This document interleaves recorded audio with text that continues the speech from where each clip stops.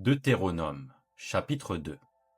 Nous nous tournâmes et nous partîmes pour le désert, par le chemin de la mer Rouge, comme l'Éternel me l'avait ordonné. Nous suivîmes longtemps les contours de la montagne de Séhir. L'Éternel me dit, « Vous avez assez suivi les contours de cette montagne. Tournez-vous vers le nord. Donne cet ordre au peuple. Vous allez passer à la frontière de vos frères, les enfants d'Ésaü, qui habitent en Séhir. Ils vous craindront, mais soyez bien sur vos gardes. Ne les attaquez pas, car je ne vous donnerai dans leur pays pas même de quoi poser la plante du pied. J'ai donné la montagne de Séhir en propriété à Ésaü.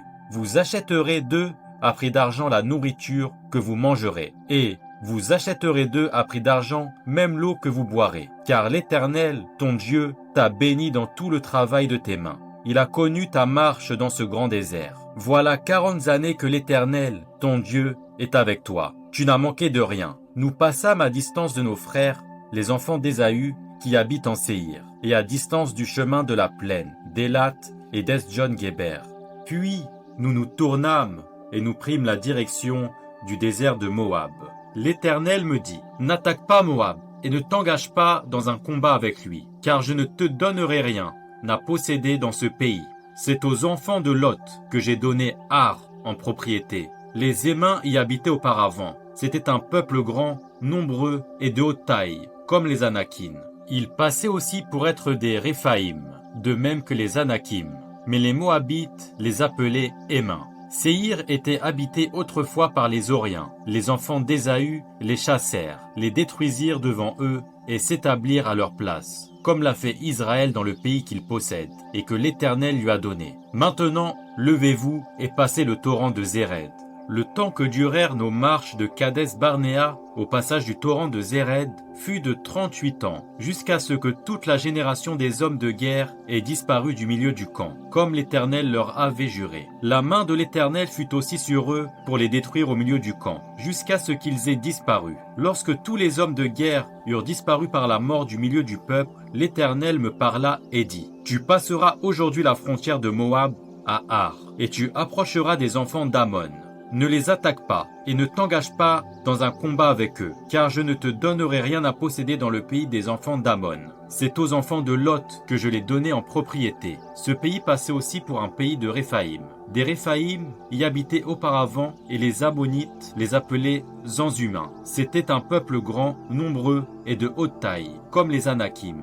L'Éternel les détruisit devant les Ammonites qui les chassèrent et s'établirent à leur place. C'est ainsi que fit l'Éternel pour les enfants d'Ésaü qui habitent en Séhir, quand il détruisit les Horiens devant eux. Ils les chassèrent et s'établirent à leur place jusqu'à ce jour. Les Aviens qui habitaient dans les villages jusqu'à Gaza furent détruits par les Caphtorim, sortis de Caphtor qui s'établirent à leur place. Levez-vous, partez et passez le torrent de l'Arnon. Vois, je livre entre tes mains Sihon, roi de Hesbon, l'Amoréen et son pays.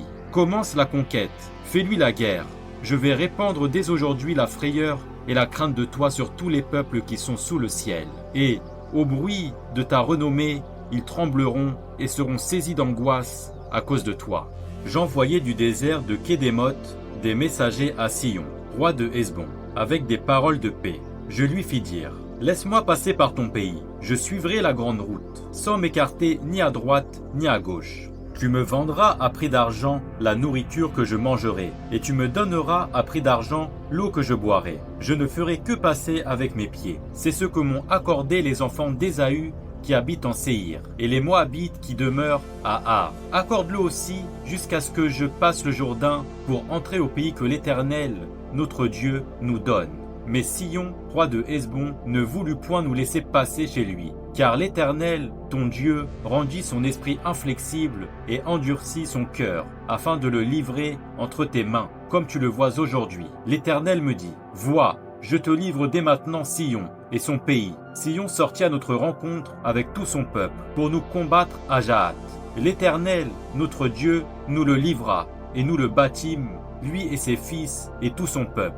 Nous prîmes alors toutes ces villes et nous les dévouâmes par interdit, hommes, femmes et petits-enfants, sans en laisser échapper un seul. Seulement, nous pillâmes pour nous le bétail et le butin des villes que nous avions prises, depuis Aroé sur les bords du torrent de l'Arnon, et la ville qui est dans la vallée jusqu'à Galaad. Il n'y eut pas de ville trop forte pour nous. L'Éternel, notre Dieu, nous livra tout. Mais tu n'approchas point du pays des enfants d'Ammon, de tous les bords du torrent de Jabbok, des villes de la montagne, de tous les lieux que l'Éternel, notre Dieu, t'avait défendu d'attaquer.